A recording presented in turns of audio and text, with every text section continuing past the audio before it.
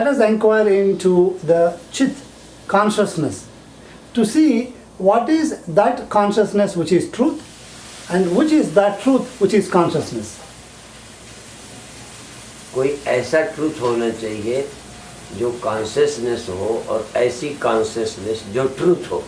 So there must exist that consciousness which is truth, and that truth should also be conscious. तो consciousness जब कम हो जाती है, ज़्यादा हो जाती है या नहीं होती है, तो इसका एक्सपीरियंस कॉन्शियसनेस से होता है या विदाउट कॉन्शियसनेस के. So this experience of consciousness or awareness increasing, decreasing or not being there, does it happen because of consciousness or because of non-consciousness? Even this increase and decrease and not being conscious, how does it get known? Because of consciousness or not?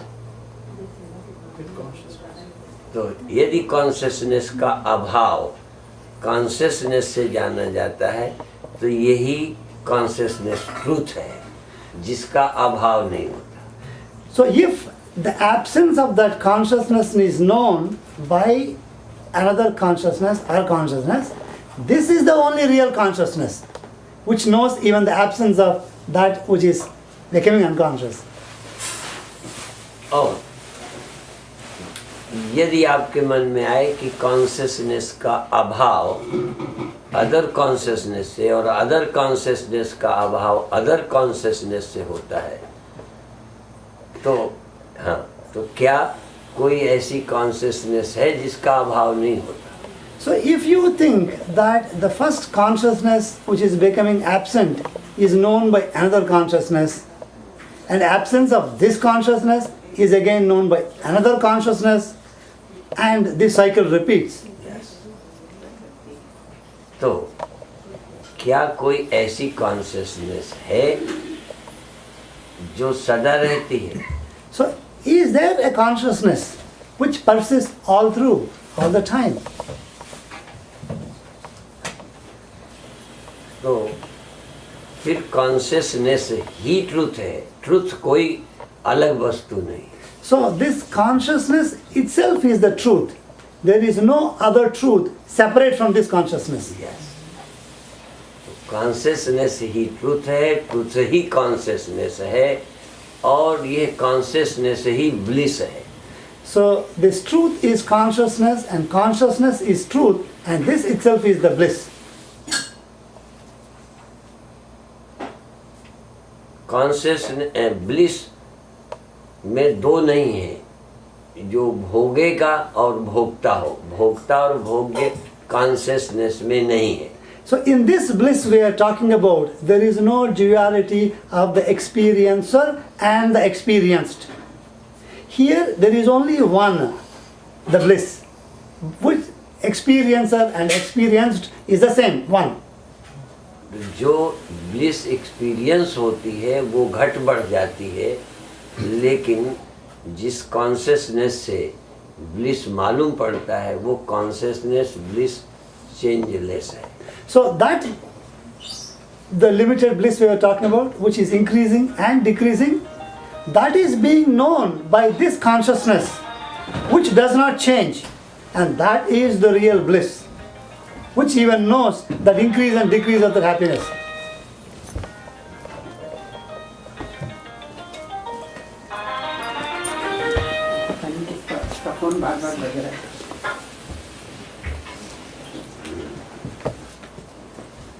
अब इसी के इसकी पुष्टि में एक example से समझाने की कोशिश करें. So I will try to explain now in support of this with an example.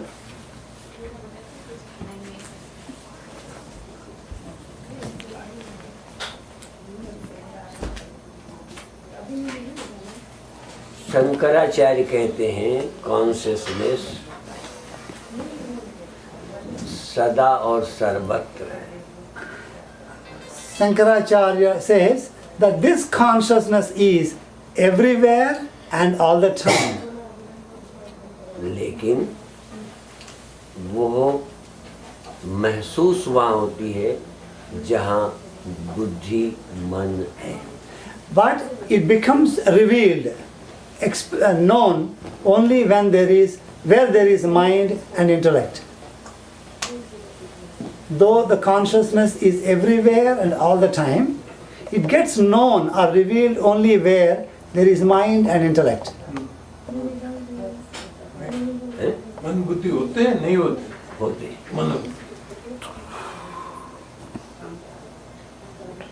और इसीलिए हमको भ्रम हुआ है कि कॉन्शियसनेस कभी होती है कभी नहीं होती. That is why we get this delusion that consciousness is sometimes and sometimes it is not. Because it is only expressing to the mind and intellect.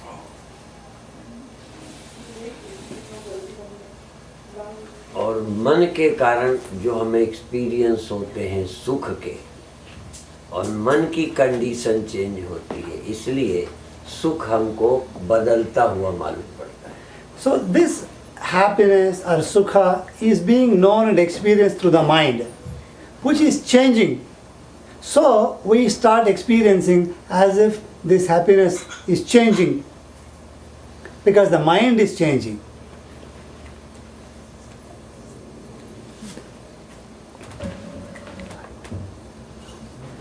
और अभी ट्रुथ को भी हम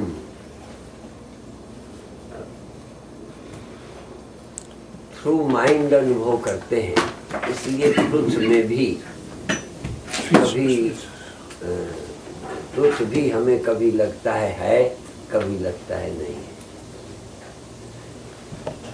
So that is why sometimes we feel this truth exists sometimes and does not exist sometimes. Because again, this is linked to the mind existing and not existing. केवल मन बुद्धि को हटा दें, फिर क्या है और नहीं है अनुभव करेंगे. So if you remove this mind, will you experience something being and something not being? और माइंड ना हो तो क्या कॉन्शियसनेस और अनकॉन्शियसनेस दो का अनुभव कर सकेंगे. So if mind is not there, can we experience consciousness and unconsciousness? और माइंड ना हो तो क्या हैप्पीनेस और अनहैप्पीनेस हो सकता है. Can there be happiness and unhappiness if mind is not there? इसलिए डुअलिटी माइंड के कारण है. So the duality is caused by the mind. और मन नहीं है तो द्वैत नहीं है. If mind is not there, there is no duality.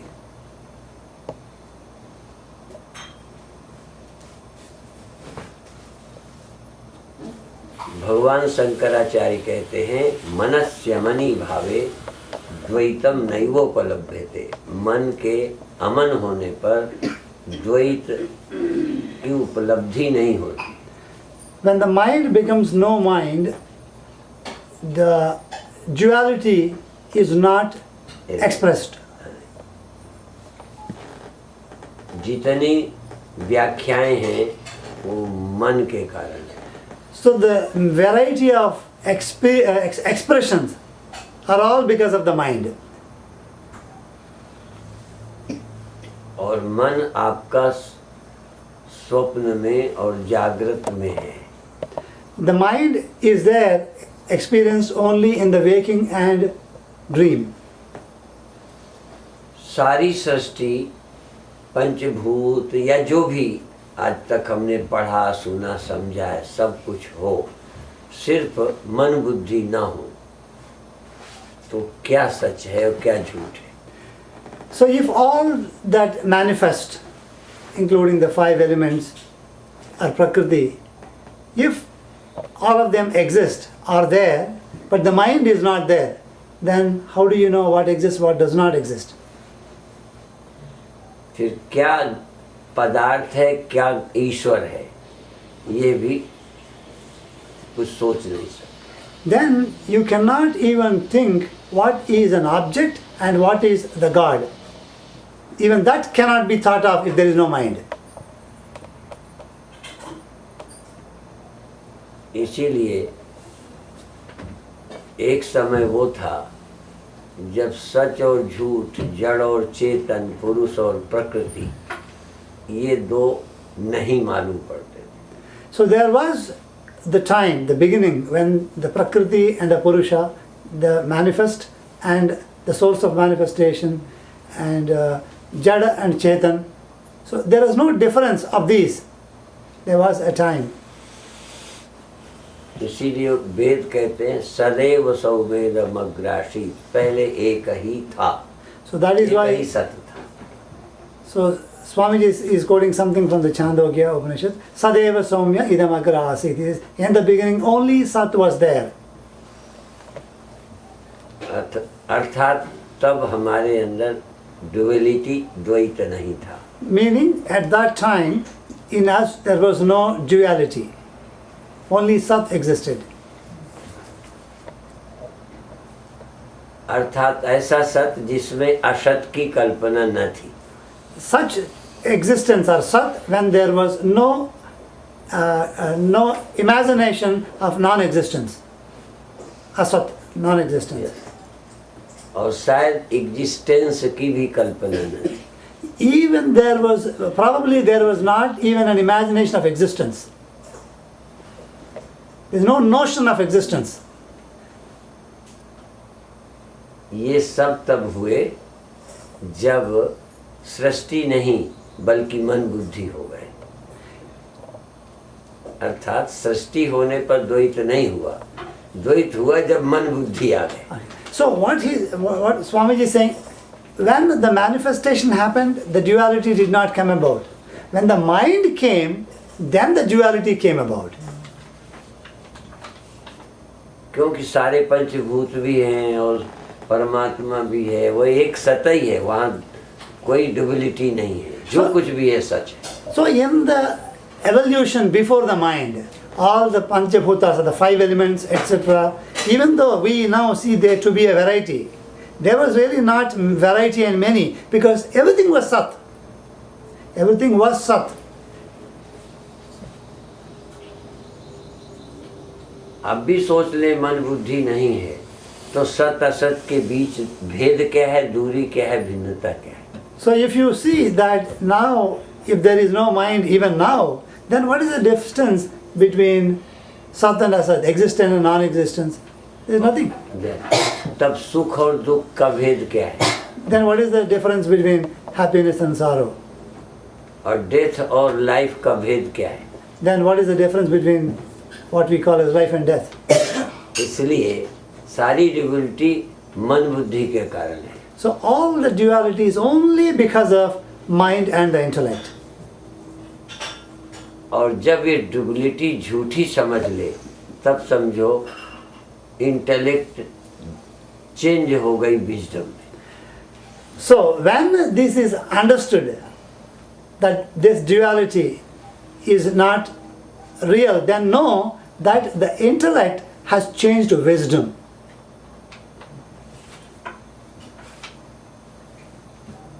तो इस अनुभव को कि एक ही सत्य है, सिर्फ माइंड और सेंसेस के कारण ही ये डुअलिटी मालूम पड़ती है, इस अंडरस्टैंडिंग का नाम विजडम है।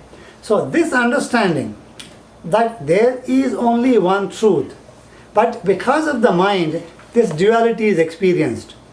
This knowing, this knowledge alone is called wisdom. और सामान्य मन बुद्धि के कारण मैं हूँ, तुम हो, ये है, वो है, ये सारी कल्पनाएं माइंड और इंटेलेक्ट तक है। For only because of an ordinary mind, I and you, these differences are experienced, all these only because of the mind and intellect.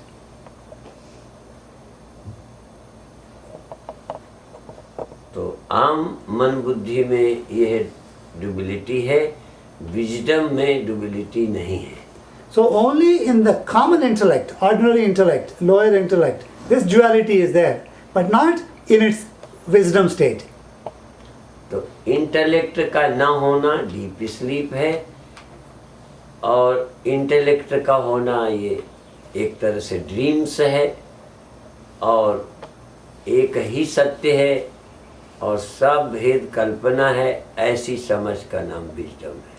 So the absence of intellect is the deep sleep, and say the presence of intellect, say a dream state. But the truth is only one. Understanding of this is wisdom. And all this imagination is only because of the mind. Understanding this is the wisdom. और इस wisdom के पाने के उपायों को हम spiritualism कह सकते हैं। So the methods or the means to obtaining this wisdom is what we can say spirituality.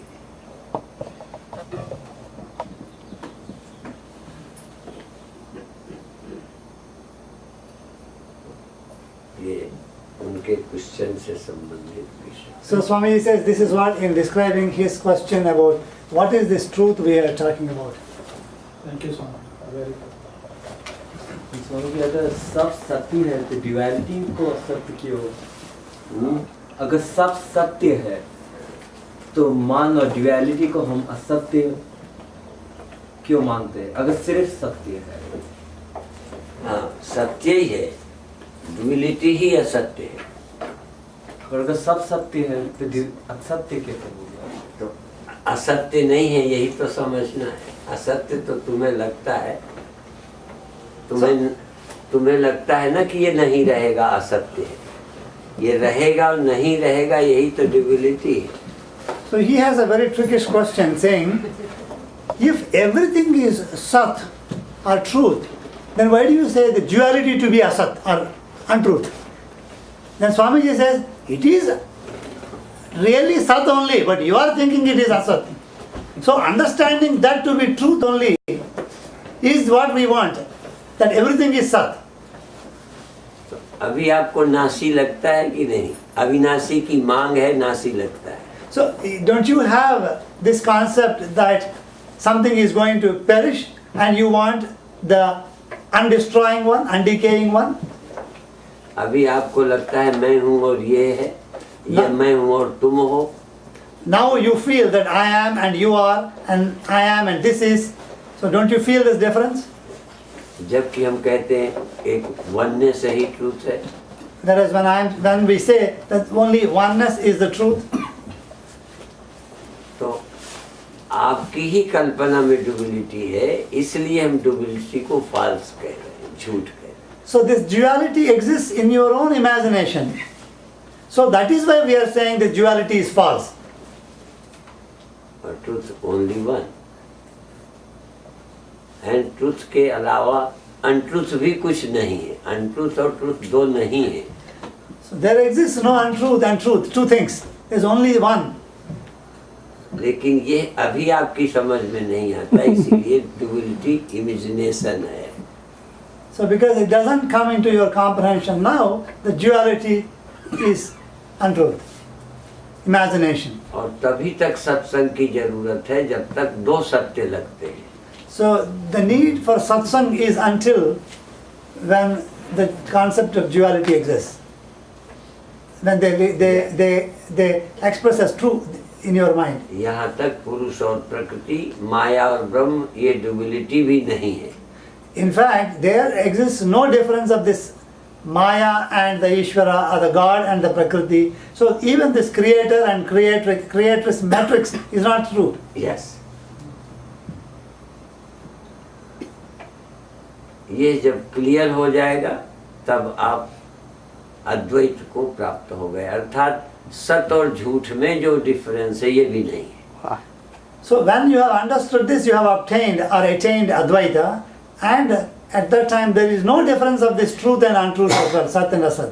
तब जगत और जगदीश में, मैं में और जगत में भी कोई भेद नहीं है। Then there is no difference in the world and the creator of this world and myself. There is no difference in the three. और जब तक नहीं जानते आप और हैं, ईश्वर और है, सृष्टि और है, जीव और है, ये सब भेद जो हैं यही अज्ञान है. So the ignorance is that, the concept of having this difference, that the individual and the Lord or the Ishvara or the God and the world, these three entities existing itself is ignorance.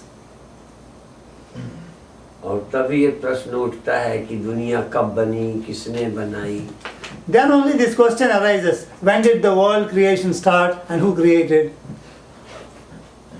तो हम कहेंगे दुनिया कब बनी, मैंने जब आपका अज्ञान ही दुनिया है. So I would say, when did the world start?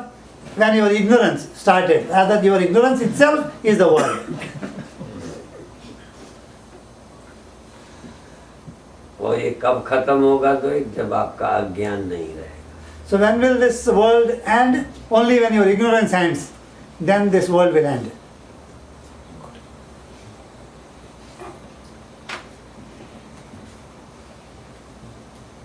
And are there any questions?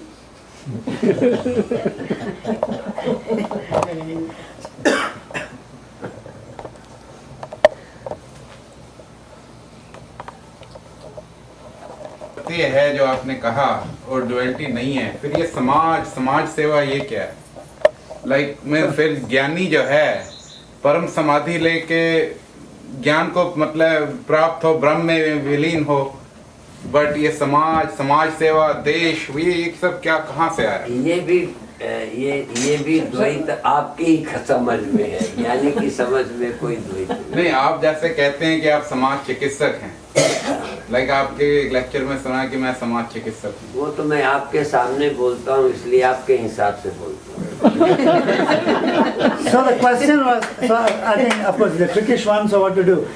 So he says, so if you say everything is only non-dual and one, and the knowledge is all that is, then what is this you and many other people go about doing the service to the mankind, the society? So what is all this? He says, and he also said, I heard you saying that I am serving the society once. Swamiji said, because I am talking to you, I am taking at your level. And that's it. And all this Samaj Seva, all this activity is existing only in your mind, but not in the knowledge and the mind of the realized one. Right. और आप जब अपने स्नान करते हैं, खुजली करते हैं, करवट लेते हैं, तब आपको कोई द्वैत नहीं लगता, तो हमको समाज सेवा में कोई द्वैत नहीं लगता. So Swamiji says, so when you scratch yourself for itching, or when you toss and turn on the bed, you don't think there is a duality, you think all is you. Right? There is no difference. The scratcher and the scratched are not two separate. Similarly, for me there is no two. Even though when we are doing the world, there is no two here. जब मैं स्नान करता हूँ तो किसकी service करता हूँ? So when I take shower, whom do I service? तो ज्ञानी के लिए अपने सिवा कोई नहीं है, इसलिए वो किसी की सर्विस नहीं करता, वो स्वयं अपना आत्मानंद में है. So because for the Gnani there is no second person, so he is just enjoying in his own service. He is not serving anybody. जो दूसरे की सर्विस आज करते हैं, तो आज वो पैर दबाते हैं, कल फिर गुस्सा होके गला दबाते हैं. So those who serve, today they press the feet and tomorrow they press his neck. So that is the different service we are not talking about. That idea, one who is thinking he is serving, then they simply become angry and तो हम joke में कहते हैं, जब कोई चेला कहता है हम आपके पैर दबा दें, मैंने कहा नहीं, तुम अभी पैर दबाओगे फिर मेरा गला दबाओगे. so he says in joke sometimes when my disciples say, Swami, shall I press your feet? He says no, because today you will press my feet, tomorrow you will press my neck. जब आप प्रेम करते हो दूसरा समझकर, तो नफरत भी करते हो दूसरा. So when you love, you think of separation or the other and love, and similarly you start hating thinking it is the other. इसलिए जो प्रेम करते हैं वो घृणा करते हैं. That is why those who love hate also. राग और द्वेष बिना दूसरे के हो नहीं सकते. This attachment and hatred, this cannot exist without the duality or the two, without two. अपने आप से कभी नफरत नहीं हो सकती और अपने आप से कभी राग भी नहीं हो सकता। So there cannot be this hatred towards oneself and attachment to oneself, the love to oneself. उसके लिए भी थोड़ा दूसरा चाहिए। So even for that there should be some distinction in oneself. फिर भी गुरुदेव जी जब कृष्ण ने बोला कि कौरवों को मरना ही चाहिए, ये पापी है, तो कुछ ना कुछ तो द्वैत होगा ही है। लगता है कि कृष्ण अरे वो भगवान क्या है? अर्जुन की आवश्यकता। Wow. अर्जुन नहीं तो भगवान को किससे क्या लेना देना? So he was asking in the story of Mahabharata, when it is said because the clan of Kuru or the Duryodhana